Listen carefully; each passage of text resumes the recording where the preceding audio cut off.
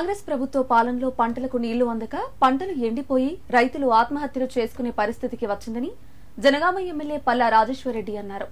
సరైన సమయానికి నీళ్లు అందించకపోవడం వల్ల పంటలు ఎండిపోయాయని మండిపడ్డారు. 3 నెలల కాంగ్రెస్ పాలనలో రైతులు ఆత్మహత్యలు పెరిగాయన్నారు.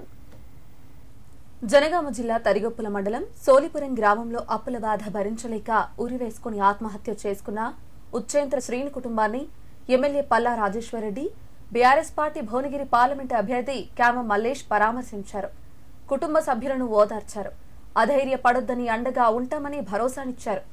అనంతరం మాట్లాడారు. గత బీఆర్ఎస్ పాలనలో లేని రైతు ఆత్మహత్యలు ఇప్పుడు ఎందుకు పెరుగుతున్నాయని మండిపడ్డారు. రైతు బంధు, రైతు బీమా పథకాలు కొనసాగిస్తారా లేదా అనేది కూడా సందేహంగానే ఉందన్నారు.